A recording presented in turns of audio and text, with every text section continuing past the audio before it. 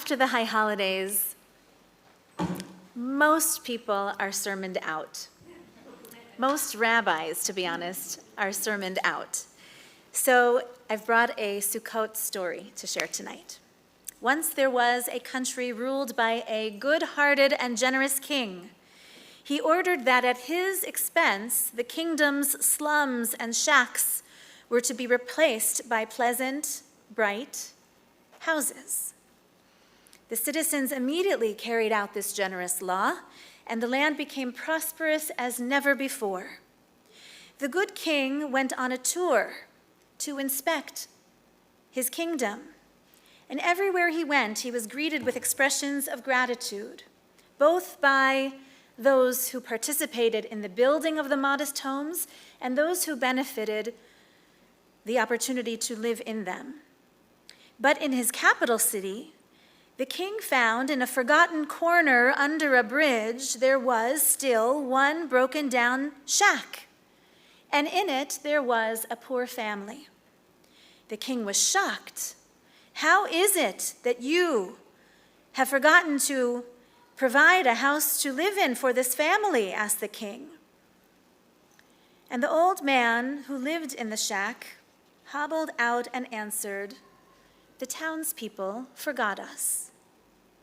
The king said to himself, "If my people can forget this poor man and his family whom they see every time they walk past this bridge, then surely they can forget me, because they never see me.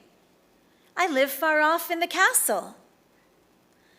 I must therefore give my people a reminder so that they will never forget all that I have done for them, all that I have provided for them." And so, after the king provides the forgotten family with a modest home of their own, the king had their shack picked up and moved to the center of the capital city, right in the middle of the city square. And above it hung a sign that said, "This is the kind of shack we all once dwelt in. This is the kind of shack we all once lived in." So who is the king in this story? Well, I'll tell you, whenever there's a rabbinic parable, the king is always the Melech Malchei Hamlachim, the ruler above all human rulers, none other than HaKadosh Baruch Hu.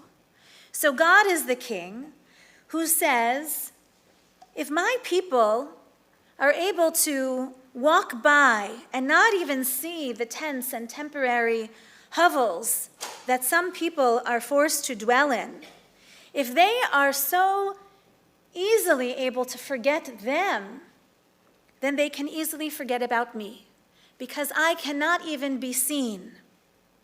Therefore, I will make a commandment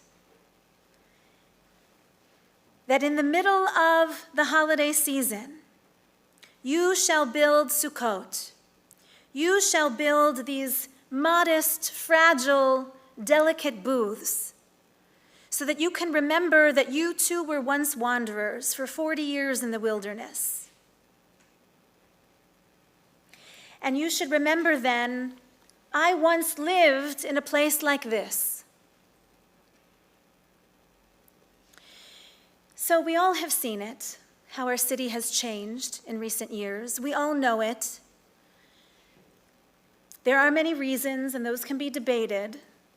But the question for this day of Sukkot is, what are we going to do about it? What can we do when we see our neighbors? What can we do to ease their burdens? And of course, there are many answers, but one of the benefits of belonging to a sacred community like ours is we provide easy opportunities for you to be part of the solution. So I'm going to name just 3. One, right at the front doors of Holy Blossom Temple is a very large pushki. We call it the Janice Rotman Tzedakah Center. And it has drawers and bins and all kinds of fun spaces where you and your kids and grandkids can drop off non-perishable foods. And then the children of our religious school have an assignment every week, and thanks to Melissa and other terrific volunteers, the other days of the week, other good people, take from that collection and put them into the small pantries that we have established during the pandemic. We put up these small pantries just at the corner of Bathurst, I'm pointing the wrong way, Bathurst and Dewborn, right by the bus shelter, right by a low-income housing unit. These are our neighbors who need our support. And I'm telling you, the moment the foodstuffs go in, they're gone. There is real need right here in our neighborhood. That's one. Two, the Out of the Cold program is about to begin again, and you can see on our website and in today's newsletter, there is a volunteer sign-up. You can learn all about the program. You can bring your kids, just pre-bar mitzvah, age 12 and up, are also welcome to participate. It will open their eyes and help them sense their own power to do good in the world. So first priority for volunteering goes to members of Holy Blossom Temple, and then we open it more widely to others who want to help. And the third volunteer opportunity that we can provide is in partnership with Ve'ahavta. So every other Thursday evening is Holy Blossom Temple night on the Ve'ahavta vans. And with the professionals who are extraordinary from Ve'ahavta, one van goes downtown, one van goes to Scarborough. And you can feel what it is like to provide direct care of food and clothing, and also just good company, just to see people and acknowledge people and address their humanity. So with that, I want to wish everyone a Chag Sukkot Sameach. Yes, enjoy the holiday. We should enjoy it. We should eat and drink and be in good company with one another. We should love the sukkah, and we're going to go there in a moment for Kiddush. It should be beautiful. Sukkot is for enjoying. Ach sameach, the Torah says. You should be only happy on Sukkot. And part of that happiness is in sharing our good fortune with others. Ken Yehi Ratzon. So may it be God's will.